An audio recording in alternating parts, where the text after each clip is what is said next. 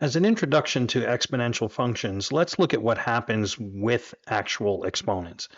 So exponents work by having a base raised to a power, and what this means is that the base is multiplied by itself this number of times. So in this case, I have 5 times 5 times 5. So exponential functions are repeated multiplication. Let's say that I had $100 and every time I do something, I get 10% of that $100. That would give me $10 because 0.1 is 10% and 10% of 100 is 10. But how much money would I then have? Well, if I had $10 in addition to the original 100, well, then what I would have over here is 110. In order for this to reflect the 100 plus the 10, inside here, I would have to have 1 plus the 0.1. And then that would make this 1.1. So now multiplying 100 times 1.1 would give me 100 plus the 10, which would be 110. Now, if I wanted to keep doing whatever I was doing to get that 10% every time, let's say I wanted to do it 3 times, when I'm doing that, each time the 110 moves to the front, then I have 110 times 1.1, which then gives me 121. Now, let's say that I wanted to do this a certain number of times. Let's say it was $100 to start, and I'm multiplying by 1.1. Then what I can do is I can calculate this any number of times by using an exponent to repeat this multiplication over and over again. Let's say I wanted to do it 5 times. What I would do is, using a calculator, I enter 100, and then I'm going to multiply by 1.1, and I'm going to do it 5 times because it's repeated multiplication. So there's 1, 2, 3, 4, 5. And what we've actually done here is the first exponential function. So what I have is a starting value times 1 plus whatever the rate is. This has to be in a decimal form like we had the 0.1. And it's raised to some power, usually time. You invest $1,000 in an account that earns 5% interest each year. How much is in the account after 9 years? To find out how much we have at the end of the first year, I would multiply the $1,000 times the 5%. We would first convert that 5% into a decimal. So at the end of the first year, 1,000 times 0.05 would give us $50. For the second year, I would take the $50 and add it to the initial amount. So the starting amount for the second year would be $1,050, which would again be multiplied by 5%. Which would give us $52.50. At the start of the third year, I would start with $1102.50, which would again be multiplied by 5%, which would give me $57.63. Let's take a closer look at what's happening. My starting value is $1,000. And then I multiplied each time by 0.05. And the resulting answer only showed me how much interest I received, but it didn't show me the new amount.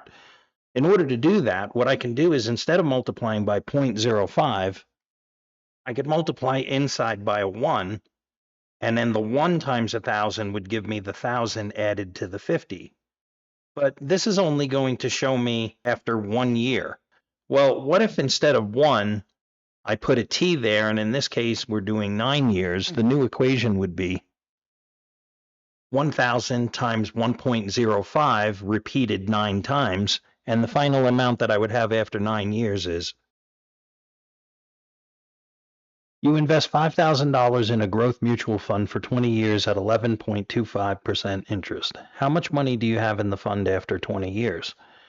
If you want to try this without seeing the answer first, pause the video. Well, to start off, we want to have an exponential function. So what we would use is the balance equals the starting amount times 1 plus the interest rate, and t is for time. Simplified to be s times 1 plus r raised to the t power.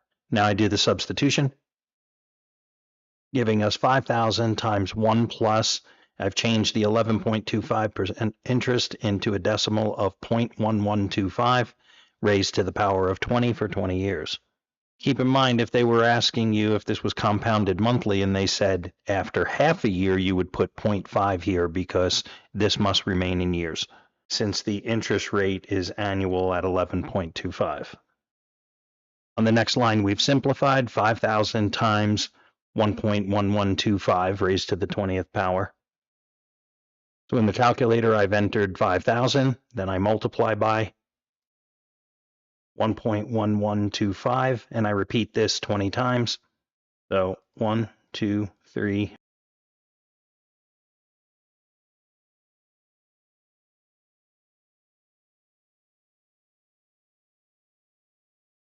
So I would have $42,166.78 as my final answer. You buy a car for $50,000, which depreciates 8% per year. What is the value of the car after 5 years? But instead of each year the value of the car going up, which was our 1 plus R, our value is actually going to go down. So this would be 1 minus R. So we'll substitute our values in. The starting value is 50,000 and our rate is 0.08 with the time being 5 years. We'll again multiply using the calculator, and we're going to multiply 50,000 times 0.925 times.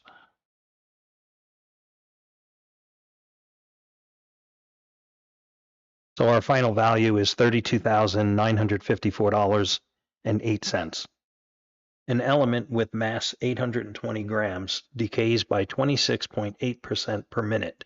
How much of the element is remaining after 18 minutes to the nearest 10% of a gram? Since this problem is exponential decay, we'll start with an exponential function for decay. Then we'll substitute in our starting value, the rate, and the time. And then inside we'll simplify the 1 minus 0.268.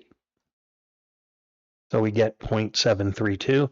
And then we'll use our calculator to calculate that multiplication 18 times. So I'm going to enter 820, and then I'm going to multiply by 0.732, and I'll do this 18 times. So we get a mass of 2.985 grams. But in the question, it said to round to the nearest tenth of a gram. So the tenth is the 9. So we'll get a mass of about 3 grams. Here, using the concept of a shifting rate of time, instead of asking how much of the element is left after a certain number of minutes, it's saying 30 seconds. Well, 30 seconds is 0.5 minutes. So we start with our exponential function. Then we substitute in the starting value of 490, and the rate is 28.6% per minute.